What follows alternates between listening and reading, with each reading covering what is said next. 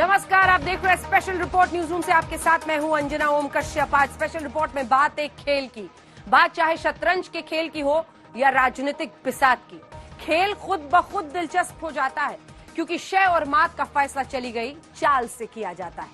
आज देश की संसद में सियासी खेल दिखा और संसद से करीब 41 किलोमीटर दूर सिंगू बॉर्डर पर एक दूसरा खेल दिखा और संसद से करीब 14 किलोमीटर दूर गाजीपुर बॉर्डर पर एक अलग खेल दिखा। जगह अलग, लेकिन सियासी बिसात पर चली जा रही चाल एक दूसरे से जुड़ी हुई है। इस खेल के खिलाड़ियों की आज दिन भर चर्चा होती है क्योंकि सवाल यह है कि इस बिसात पर चली जा रही चाल से किसकी जीत होगी, किसे मात मिलेगी। दोनों तरफ से बड़े दांव हैं। सवाल यही है कि क्या संसद में मोदी सरकार के खिलाफ विपक्ष की एकजुटता की जो तस्वीर आज दिखी, उन तस्वीरों में अगले दिन की हेडलाइंस हैं। संसद में सरकार की घेरेबंदी का दाव क्या एकदम सही पड़ेगा? वहीं इसी संसद से कृषि कानून की वापसी के बाद सिंगू बॉर्डर गाजीपुर बॉर्डर के बीच एक साल से चली आ रही एकता में टूट फूट के पीछे का खेल क्या है? घर वापसी के मुद्दे पर किसान संगठनों में एक दूसरे के खिलाफ बगावती तेवर का मतलब क्या है? किसानों के बीच आंदोलन को लेकर सहमति नहीं बन रही है, लेकिन इसी बात तीनों कृषि कानूनों की वापसी वाले बिल पर राष्ट्रपति ने दस्तखत कर दिए हैं, यानी कानूनी तौर पर तीनों कृषि कानून रद्द हो गए हैं। साफ है, केंद्र ने अपना वादा पूरा किया। अब आपको विपक्ष की एकजुटता और किसान संगठनों में फूट की इनसाइड स्टोरी जरा बताते हैं। Railway and CE controversy, electric controversy last year your predecessor. आप सदन के सदस्य हैं, वरिष्ठ सदस्य माने बोल रहे हैं, आप उनके आगे तख्तियां ले रहे हैं। अड़ गया विपक्ष, संसद में तू मैं।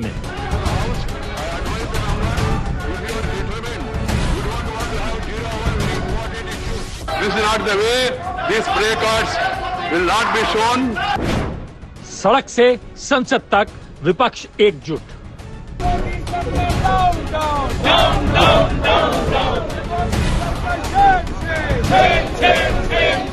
बहुमत की बाहुबली दिखाने का ये आपके पास अवसर है। इसी को इस्तेमाल करते हुए आप संसदीय गणतंत्र पे प्रहार कर रहे हैं। माफी पर सियासी संग्राम कब थमेगा?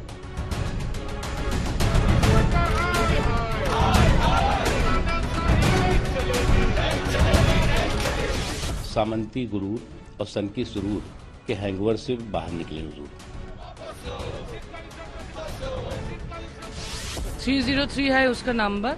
ये उस मेजॉरिटी का एरोगेंस है। इस तरीके के अनडेमोक्रेटिक प्रैक्टिसेस पार्लियामेंट्री डेमोक्रेसी के लिए हानिकारक है।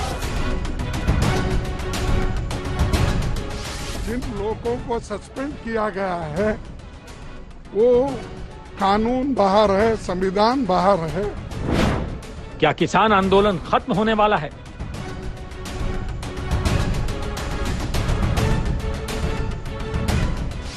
डिमांड ਜਿਹੜੀਆਂ लगभग कंसीड हो गई, जो फॉर्मेलिटी सी वो थोड़ी रहेगी, वो भी कंप्लीट हो रही है। घर वापसी पर किसान संगठन वर्सेस किसान संगठन। हरियाणा पे 55,000 मुकदमे हैं। जब तक वे खत्म नहीं होंगे हम घर नहीं जाएंगे। कहीं दिखी एकजुटता, कहीं पड़ गई फूट।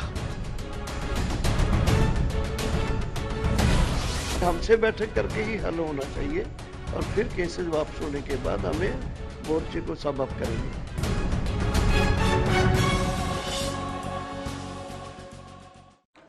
शीतकालीन सत्र का आज तीसरा दिन। सत्र के दौरान कई अहम बिल पर चर्चा होनी है, बिल पास होने हैं, लेकिन सब कुछ अटका हुआ है। विपक्ष का आरोप है कि निलंबन के बहाने सरकार ने राज्यसभा में बहुमत हासिल करने का दांव चला है। निलंबन से सरकार बहुमत में आ गई और बहुमत वाला विपक्ष अल्पमत में आ गया। लोकतंत्र की दुहाई देते हुए विपक्ष एक प्लेटफॉर्म पर लामबंद है। दावा और दलील यही कि गलती पर माफी मांगी जाती है, पर जब गलती नहीं की तो माफी किस बात की।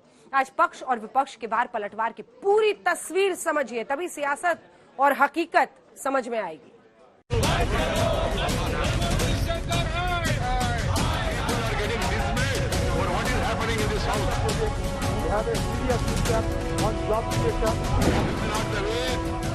संसद के अंदर और संसद के बाहर विपक्ष की मोर्चेबंदी उस निलंबन के खिलाफ है जिसे संसदीय मर्यादाओं को तार तार करने वाला बताया गया है।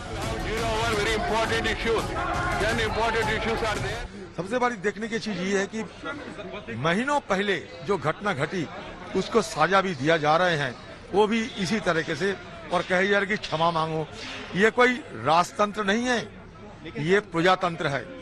ये कोई जमींदार बैठे नहीं है, सारे प्रजा बैठे हैं देश में, और ये धमकाते हैं क्षमा मांगो। किससे क्यों क्षमा मांगेंगे? सामंती गुरूर और सन की सुरूर के हैंगओवर से बाहर निकले हुजूर।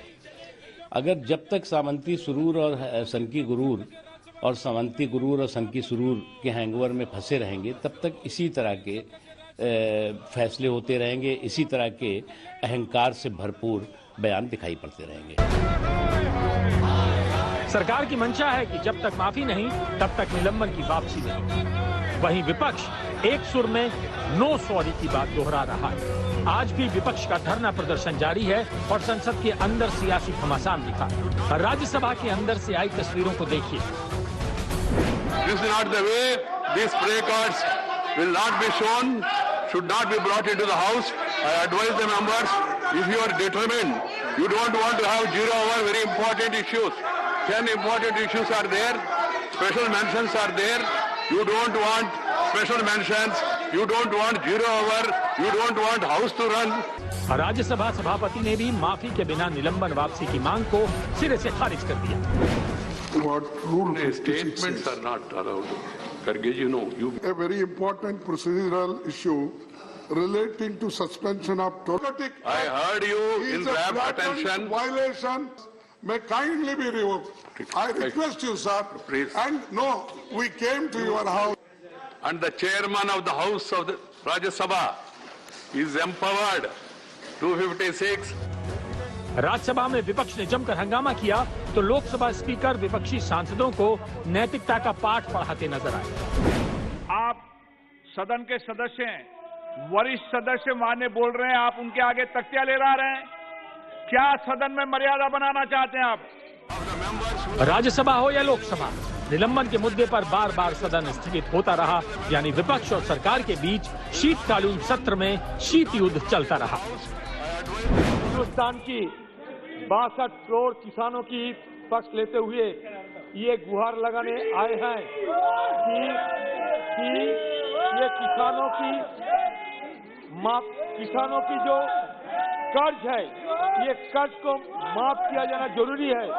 वजह ये है कि आज सारे हिंदुस्तान में किसान बड़े परेशानी में चल रहा है, उनकी हालात दिन पर दिन बिगड़ते जा रहे हैं। पर जाइए, ताजा रिव्यू माननीय सदस्यों का ये अधिकार है, अपनी बात रख रहे हैं वो।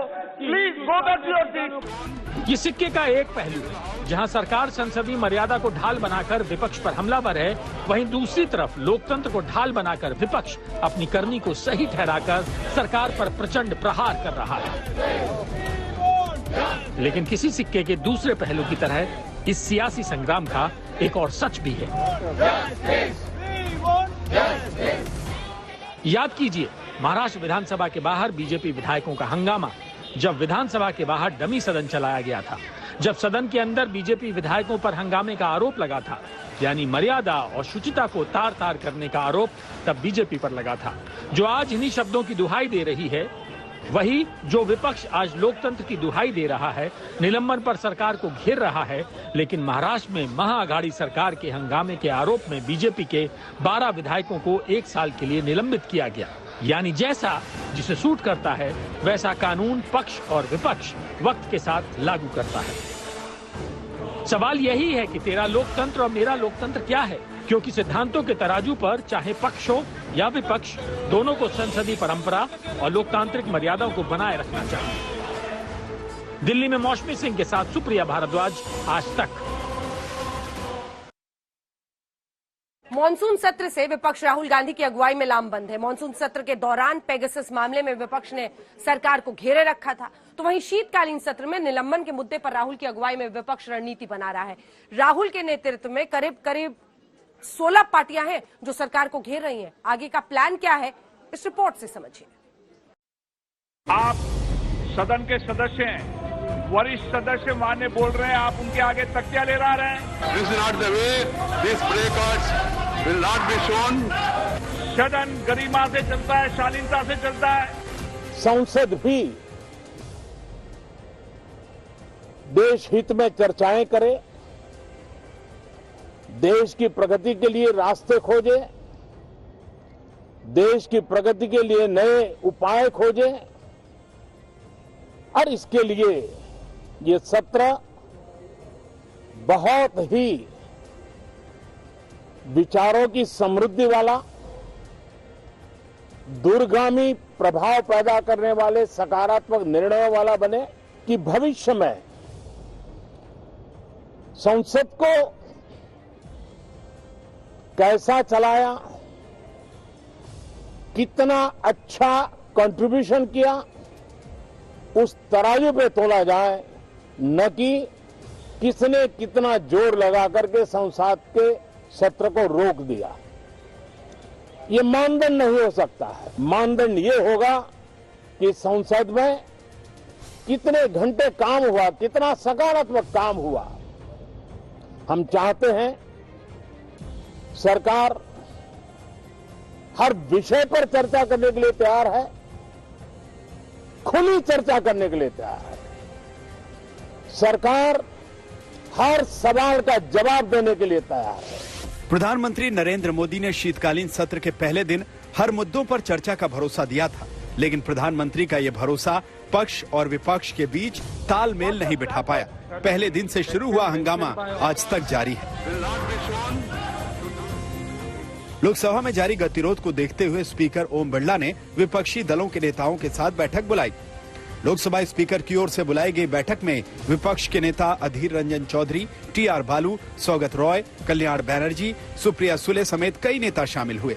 बड़ी बात यह है कि ऑल पार्टी मीटिंग में गतिरोध खत्म करने को लेकर सहमति जताई गई थी, लेकिन जब सदन की कार्रवाई शुरू हुई तो हालात नहीं बदले। क्या शीतकालीन सत्र भी हंगामे की भेंट चढ़ जाएगा या फिर संसद को चलाने के लिए कोई समाधान निकलेगा? केंद्र सरकार के सूत्रों का कहना है कि गेंद विपक्ष के पाले में है। 12 सांसद अपनी गलती की माफी मांग लें और विवाद को विराम दें। वहीं कांग्रेस नेता और लोकसभा में कांग्रेस के डिप्टी लीडर गौरव गोगोई ने विपक्ष की रणनीति समझाई। माहौल जो पिछले सत्र में बना उसको लेके आज राज्यसभा में उन्होंने एक ऐसा कदम लिया है जिससे कि दोनों विपक्ष और सत्ता पक्ष में तनाव होना स्वाभाविक है। तो क्यों सत्ता पक्ष प्रधानमंत्री के कहने के विपरीत जारी है, मुझे पता नहीं, उनको समझाना पड़ेगा। मैं आशा करता हूं कि ये आने वाले जो चुनाव हैं उसको उस परिस्थिति में ऐसा पार्लियामेंट नहीं चाहते कि जहां पे सारे जो विषय हैं महत्वपूर्ण विषय उन पे चर्चा हो। मैं आशा करता हूं कि ये बीजेपी की मंशा ना हो। कांग्रेस का कहना है कि वो लोकसभा में कई मुद्दों पर चर्चा करने को तैयार हैं, लेकिन निलंबित सांसदों के साथ लड़ाई जारी रखेंगे। कांग्रेस निलंबित सांसदों के साथ संसद के बाहर प्रोटेस्ट में शामिल होंगे, लेकिन अब संसद के अंदर बवाल नहीं होगा। दरअसल विपक्षी दलों के बीच सहमति बन गई है कि अगर सरकार महत्वपूर्ण मुद्दों पर चर्चा को तैयार है तो संसद सुचारू रूप से चलेगी। विपक्ष की पहली शर्त है कि केंद्र सरकार संसद में एमएसपी, आंदोलन में जान गंवाने वाले किसान और लखीमपुर पर चर्चा करे। दूसरी शर्त है कोविड कुप्रबंधन और कोरोना से मारे गए लोगों के मुआवजे पर चर्चा हो। तीसरी शर्त है कि महंगाई पर चर्चा हो और चौथी शर्त है बॉर्डर पर चीन के अतिक्रमण की खबरों पर संसद में चर्चा हो।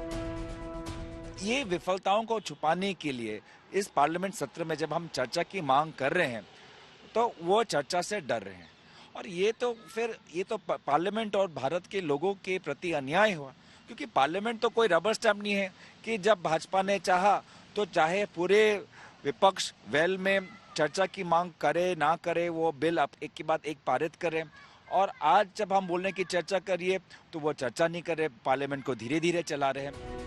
यानी विपक्ष किसान, महंगाई और चीन के मुद्दे पर सरकार से संसद में जवाब चाहता है, वहीं सरकार भी हर मुद्दे पर बहस को तैयार है। अब देखना होगा कि पक्ष और विपक्ष अपने अपने कमिटमेंट पर कायम रहेंगे या नहीं। सरकार और विपक्ष दोनों ही कह रहे हैं कि संसद के अंदर चर्चा होनी चाहिए, लेकिन संसद में तो हंगामा बरपा हुआ है। कांग्रेस कह रही है कि आगामी 5 चुनावों से पहले सरकार नहीं चाहती है कि जनता के सामने उसकी विफलताएं सामने आए, इसलिए वो चर्चा से भाग रही है। वहीं सरकार है जो विपक्ष पे कह रही है कि विपक्ष तो सियासत कर रहा है। अब देखना होगा कितने दिन तक संसद के अंदर जो कार्यवाही है वो हंगामे की भेंट चढ़ती है। कैमरा पर्सन पवन के साथ मैं सुप्रिया भारद्वाज, आज तक, दिल्ली। आपने संसद में विपक्ष की एकजुटता को देखा, किसान संगठनों के बीच आपसी मतभेद की खबर दिखाते हैं अब आपको। कृषि कानूनों की वापसी के बाद पंजाब के 32 जत्थेबंदियों ने आंदोलन को खत्म करने के संकेत दिए थे। पंजाब के 32 जत्थेबंदियों का यही कहना है कि सरकार ने सारी मांगे मान ली हैं, तो अब घर वापसी का वक्त आ गया है। किसानों की जीत हो गई है, लेकिन संयुक्त किसान मोर्चा के कुछ नेता इसके खिलाफ हैं। वो आंदोलन जारी रखने पर अड़े हैं। सवाल यही है कि क्या किसान संगठनों के अलग अलग स्वर का मतलब क्या है? सभी मसले हल हो गए तो घर वापस तो जाएंगे, यहीं थोड़ी ना रहेंगे सड़कों पर। वेट फॉर 2-3 days, आपको जो आप चाहते हैं हो सकता है ऐसा ही हो। नाम राकेश टिकैत, नाम दर्शन पाल, नाम सतनाम सिंह, नाम हनन मुल्ला। किसान आंदोलन को खड़ा करने वाले ये 4 बड़े चेहरे हैं। आंदोलन को खड़ा करने में इन चेहरों का बड़ा रोल रहा है, लेकिन कानून वापसी के बाद इन 4 बड़े चेहरों की राय अलग अलग है। पहले सभी किसान संगठन के नेता एक पेज पर थे, लेकिन अब कई के सुर बदले बदले हैं। सबसे पहले पंजाब के बड़े किसान नेता सतनाम सिंह की बात सुनवाते हैं। ये वही सतनाम सिंह है जो सरकार और किसान संगठनों की वार्ता में शामिल थे, लेकिन अब वो मानते हैं कि आंदोलन को खत्म कर देना चाहिए। हमारी 6 की 6 मांगे कंसीड हो गई। हम कमेटी बैठ गई है, उस कमेटी की फॉर्मेशन इन ऑर्डर है, वो 1-2 दिन में कंप्लीट हो जानी है। हमने ना दे देने हैं। 4 को संयुक्त किसान मोर्चे की मीटिंग है, उसमें हमारी एक घोषणा हो सकती है वापस जाने के लिए। मैं ये बोला है तो ठीक है, कोई कंफ्यूजन नहीं इसमें। No confusion. Demand 6 demand C, 3 black class, 4th committee formation, 5th वातावरण, 6th बिजली का जो केस वापस लेने का वो एक्स्ट्रा डिमांड आ गई ना, उस पर भी प्रक्रिया शुरू हो गई है। जो हैगा सी कंपनसेशन का वो भी स्टार्ट है, पंजाब में दे दिया, लोगों को सर्विस भी दे दी, यूपी में भी दे दिया, वो भी प्रोसेस चालू है। खूब इस करके जो ये सिचुएशन डेवलप हो गई है। सतनाम सिंह के इसी विचार को लेकर संयुक्त किसान मोर्चा में नई बहस छिड़ गई है। सवाल यह है कि आंदोलन को लेकर आगे का रुख क्या हो। अब दावा यही है कि 4 दिसंबर को संयुक्त किसान मोर्चा की अहम बैठक होगी। उसी बैठक में आगे की पूरी रणनीति तय होगी, यानी किसान आंदोलन जारी रखेंगे या घर वापसी होगी। जब ये आंदोलन चला, आंदोलन के दौरान जो केसेस हुए हैं, तो वो सबसे संगीन, सबसे बड़ा, सबसे महत्वपूर्ण जो इशू है वो है मोर्चे को समेटने से पहले केसेस वापस करवाने। क्योंकि जो लोगों को झेलना पड़ता है केसेस में, फाइनेंशियल, फिजिकल, साइकोलॉजिकल ट्रॉमा, ये सब हम नहीं चाहते कि लोगों को झेलना पड़े। और जैसे ही समझौता होता है केसेस वापस होते हैं।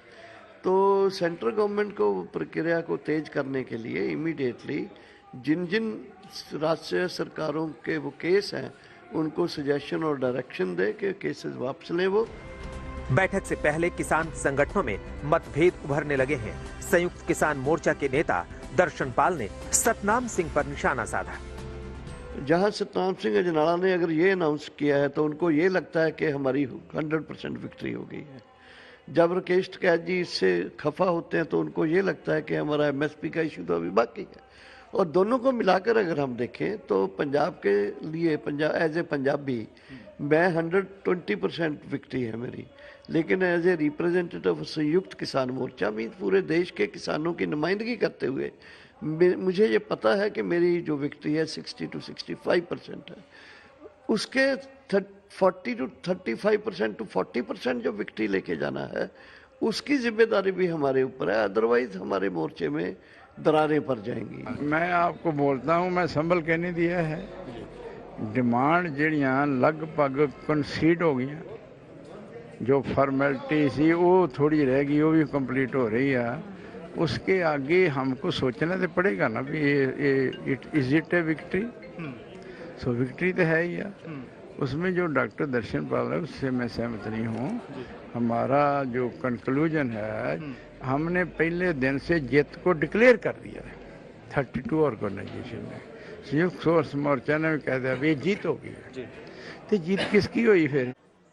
संयुक्त किसान मोर्चे ने कृषि कानून रद्द होने के बाद नई मांगे रखी थी। एमएसपी की गारंटी कानून बिना घर वापसी इसके नहीं होगा, ये भी साफ कर दिया था। क्या किसान संगठनों को लगता है कि चुनावी मौसम में सरकार से अपनी मांगे मनवाने का सही वक्त अब बस यही है? ऐसे में चुनाव को देखते हुए किसानों की मांगे मोदी सरकार मान लेगी? ये रिपोर्ट देखिए।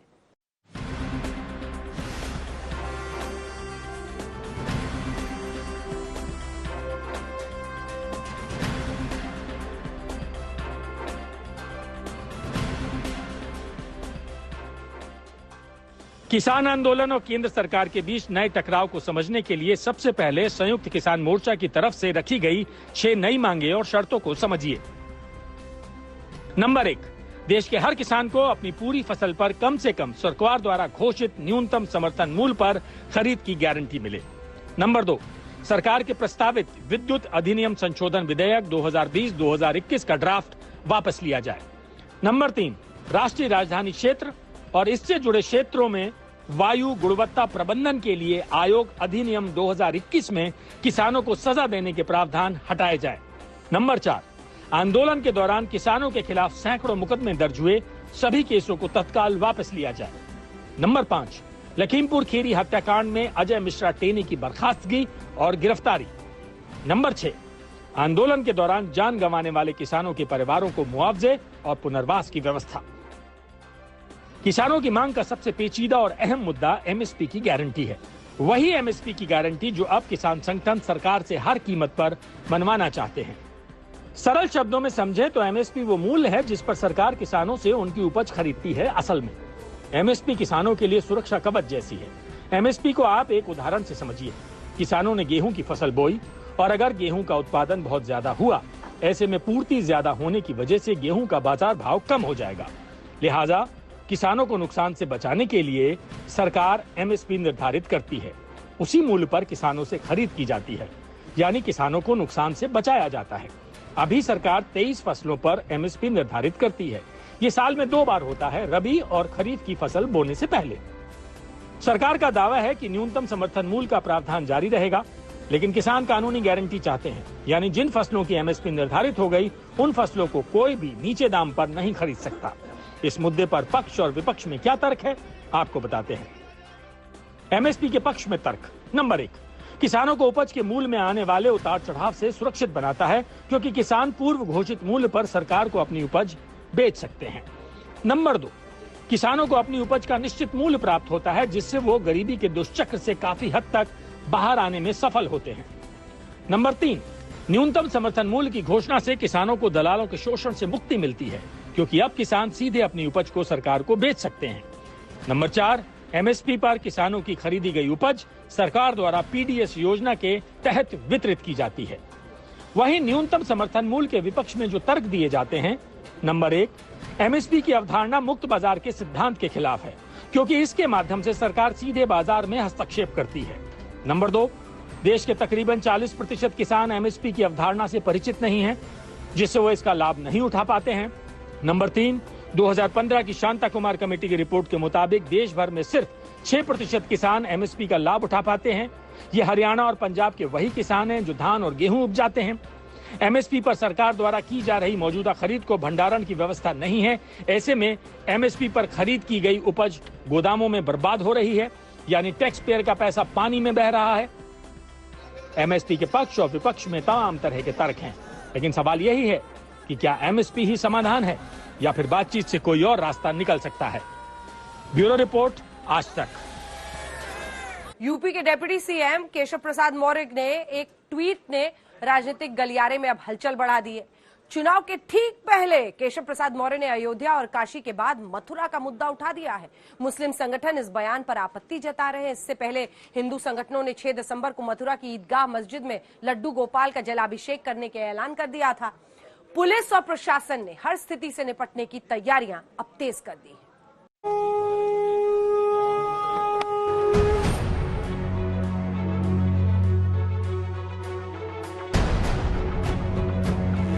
यूपी में जिन्ना का मुद्दा उठाने वाली बीजेपी ने अब धर्म की राजनीति की तरफ टर्न लिया है, क्योंकि यूपी में धर्म का मुद्दा बीजेपी के लिए हमेशा से कारगर साबित हुआ है।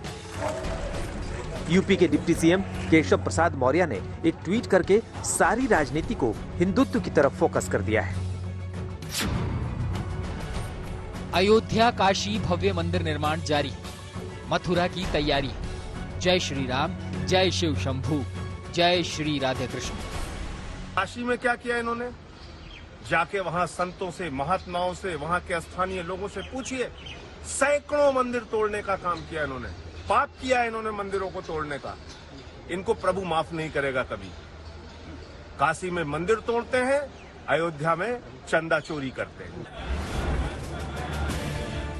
अयोध्या, काशी, मथुरा शुरू से ही बीजेपी के एजेंडे में रहा है। अयोध्या में बाबरी मस्जिद और राम जन्मभूमि का विवाद रहा, जिस पर सुप्रीम कोर्ट का फैसला राम मंदिर के पक्ष में आया। अब अयोध्या में राम मंदिर का निर्माण तेजी से चल रहा है। दावा किया जाता है कि मथुरा की शाही ईदगाह मस्जिद जिस जमीन के ऊपर बनाई गई है, उसके नीचे कृष्ण जन्मभूमि है। मुगल शासक औरंगजेब ने मंदिर तोड़कर यहां मस्जिद का निर्माण कराया था। इसी तरह काशी के विश्वनाथ मंदिर और ज्ञानवापी मस्जिद को लेकर भी विवाद जारी है। अब केशव प्रसाद मौर्य के ट्वीट पर मुस्लिम धर्मगुरु नाराज है। बीजेपी सरकार को अपनी जमीन खिसकती हुई नजर आ रही है। जिन मुद्दों को लेकर वो सत्ता के अंदर आई थी, एक भी मुद्दा उन्होंने पूरा नहीं किया। बीजेपी हमेशा से ही हिंदू और मुसलमानों की राजनीति करती चली आई है। मंदिर और मस्जिद पे उसकी राजनीति होती है, लेकिन इस वक्त में देश की जनता समझदार हो चुकी है और उनके किसी भी बहकावे में देश की जनता हरगिज नहीं आएगी। बीजेपी ने यूपी चुनाव में हिंदुत्व का कार्ड खेला है। अब ये आगे कितना चलेगा, आगे आगे देखते हैं होता है क्या। आज तक ब्यूरो। इधर बीजेपी ने हिंदुत्व का मुद्दा उठाया, उधर अखिलेश बीजेपी को हराने के लिए राजनीतिक कुनबा जोड़ रहे हैं। अखिलेश ने पश्चिमी उत्तर प्रदेश में जो आरएलडी के साथ गठबंधन करके राजनीतिक समीकरण तैयार किया है, अब उसमें सेंध मारने के लिए मायावती भी आ गई हैं। जाट, मुस्लिम, दलित समीकरण के साथ मायावती ने यूपी में नई रणनीति बनाई। मायावती मुस्लिम वोटरों को रिझाने के लिए योगी सरकार को भी खूब कोस रही हैं।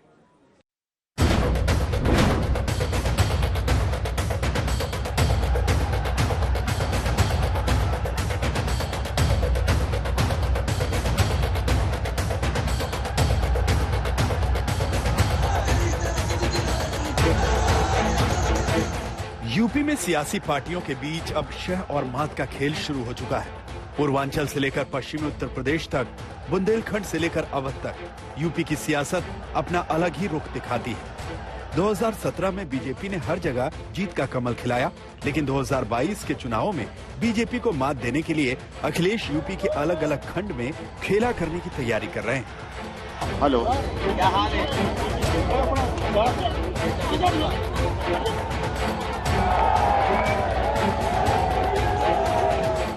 विधानसभा चुनाव के लिए समाजवादी पार्टी ने करीब 10 दलों से गठबंधन किया है या फिर गठबंधन की बात चल रही है।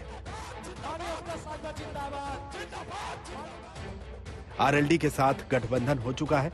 सुहेलदेव भारतीय समाज पार्टी के साथ गठबंधन हो चुका है। महान दल के साथ अखिलेश का गठबंधन हुआ है।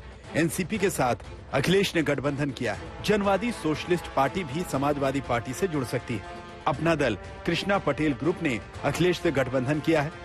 चंद्रशेखर आजाद की आजाद समाज पार्टी से बातचीत चल रही है। केजरीवाल की आम आदमी पार्टी से बातचीत चल रही है। शिवपाल यादव की प्रगतिशील समाजवादी पार्टी से अखिलेश का गठबंधन हो सकता है।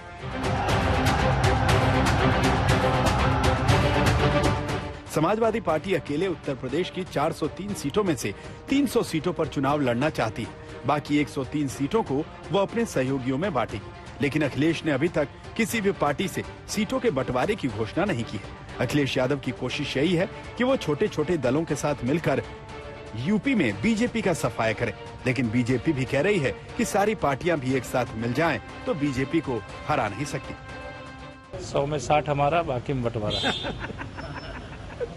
कई पार्टियां हैं जो सपा, कई नेता हैं एकजुट हो रहे हैं और नहीं, सारे लोग एकजुट हो जाएं। हम लोग तो चाहते हैं कोई ऐसा बकाया न रखे, कोई इधर उधर हो तो वह भी जाके शामिल हो जाए। क्योंकि यह फैसला हो ही जाना चाहिए एक बार कि देश की, प्रदेश की जनता भाजपा और मोदी जी को ही प्यार करती है। और मेरा पूरा विश्वास है कि हम 300 से ज़्यादा सीटें, कोई गलतफहमी नहीं है, पूरे आत्मविश्वास के साथ कह सकता हूं, जनता का आशीर्वाद फिर भाजपा को प्राप्त होगा। अखिलेश इस वक्त समाजवादी पार्टी के विजय रथ पर सवार होकर यूपी में निकल पड़े हैं और ये दावा भी कर रहे हैं कि बीजेपी ने अपनी हार स्वीकार कर ली है, उनके पास मुद्दे नहीं है। कि भारतीय जनता पार्टी ने स्वीकार कर ली अपनी हार। जिस तरह के स्टेटमेंट भारतीय जनता पार्टी के वरिष्ठ नेताओं के आ रहे हैं, जिन्हें बड़े बड़े पद मिले और अगर वो जनता की सेवा नहीं कर पा रहे हैं और इस तरह का स्टेटमेंट दे रहे हैं, तो इसका मतलब उन्होंने हार पहले ही स्वीकार कर ली है। अखिलेश अभी तक की रैलियों और चुनावी सभाओं में सिर्फ और सिर्फ बीजेपी का नाम ले रहे हैं, लेकिन अब मायावती भी नई नीति और नई रणनीति के साथ मैदान में उतर आई है। अब पश्चिमी यूपी को ही लीजिए। अखिलेश यादव ने आरएलडी अध्यक्ष जयंत चौधरी से हाथ मिलाकर पश्चिमी यूपी में जाट मुस्लिम समीकरण को मजबूत करने का दांव चला है। वहीं अखिलेश के इस जातीय कॉम्बिनेशन पर बीएसपी सुप्रीमो मायावती की भी नजर है। मायावती ने भी पश्चिमी यूपी में जाट मुस्लिम दलित समीकरण पर काम शुरू कर दिया है। यूपी में वर्तमान में चल रही भाजपा सरकार में हमें धार्मिक अल्पसंख्यक समाज में से खासकर मुस्लिम समाज के लोग भी हर मामले में व हर स्तर पर काफी ज्यादा दुखी नजर आते हैं।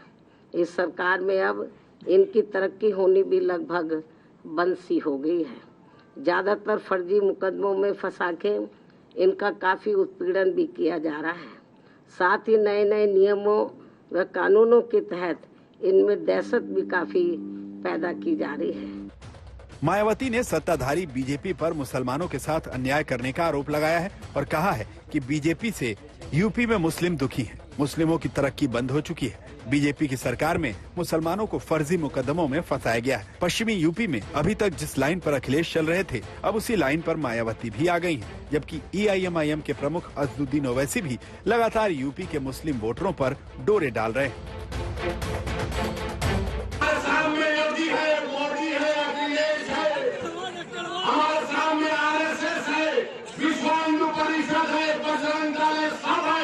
मगर तुम तक तुम्हारे दिलों तक अगर मेरी बात पहुंच गई तो ही काफी है। मुझे देखने की जरूरत नहीं है, अल्लाह हम सबको देख रहा है, हमको काम करना है मिलके। क्या तुम मेरे साथ दोगे? क्या तुम हमारी आवाज को समझोगे? क्या तुम मिलकर लड़ेंगे इंशाअल्लाह? पश्चिमी यूपी में जाट, दलित और मुस्लिम वोट बड़ा फैक्टर है। 14 जिलों में 71 सीटों पर इनका दबदबा है। पश्चिमी यूपी में जाट 20% का करीब है, तो मुसलमान 30% और दलित समुदाय 25% के ऊपर है।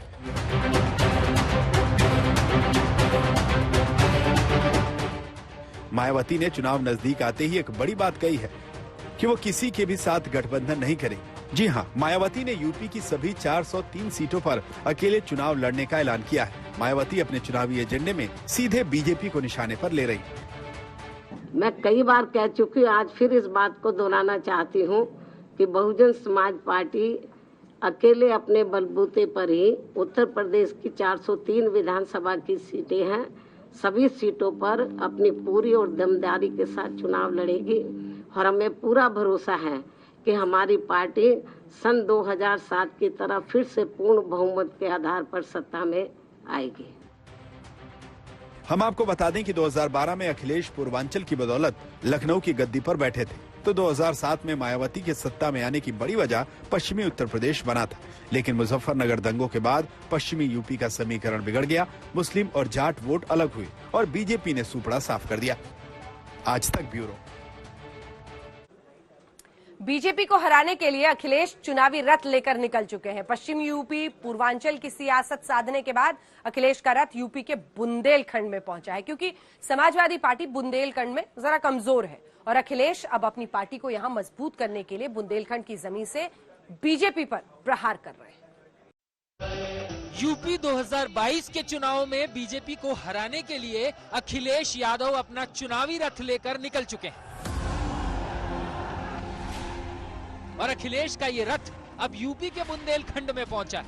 लाल टोपी वालों की भीड़ और चुनावी गीत संगीत के साथ अखिलेश हुंकार भर रहे हैं और बुंदेलखंड में चीख चीख कर कह रहे हैं, आपको योगी सरकार चाहिए या फिर योग्य सरकार? कि आपको योगी सरकार चाहिए क्या योगी सरकार चाहिए? योगी सरकार चाहिए कि योगी सरकार चाहिए। इन्होंने उत्तर प्रदेश को पीछे कर दिया। उत्तर प्रदेश के हालात जो पैदा किए हैं, आज जो नफरत फैलाई है,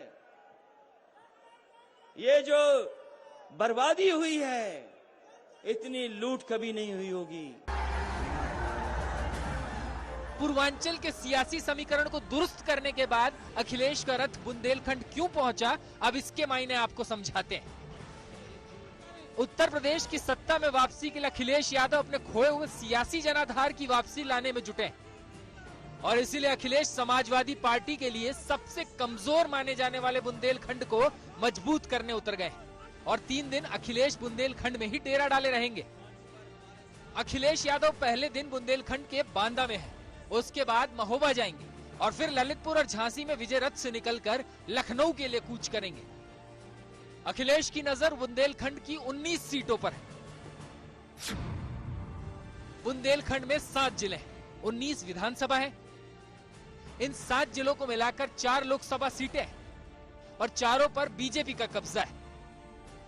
आपको बता दें कि साल 2012 में समाजवादी पार्टी ने बुंदेलखंड में 6 सीटें जीती थी, लेकिन 2017 में समाजवादी पार्टी एक भी सीट नहीं जीत पाई और 19 की 19 सीटें बीजेपी ने जीती थी।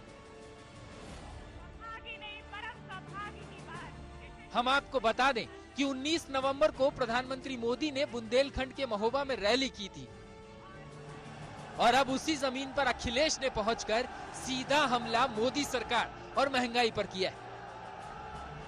महंगाई कितनी बढ़ गई है, डीजल पेट्रोल की कीमत बढ़ती चली जा रही है, आसमान छू रही है। ये वही लोग हैं जिन्होंने कहा था कि हवाई चप्पल में चलने वाले लोगों को हम हवाई जहाज में बैठा देंगे और पेट्रोल डीजल इतना महंगा हो गया है कि आज गरीब की गाड़ी नहीं चल सकती। हर चीज महंगी है। जैसे जैसे 2022 के चुनाव नजदीक आ रहे हैं, यूपी की सियासत भी पल पल बदल रही है। इस वक्त अखिलेश गठबंधन की पॉलिटिक्स भी आगे बढ़ रही है, तो मायावती भी जातियों का समीकरण लेकर आ गई हैं। बीजेपी ने पहले जिन्ना का मुद्दा उठाया, अब योगी अयोध्या की तरफ बढ़ चुके हैं। संतोष शर्मा, बांदा, आज तक।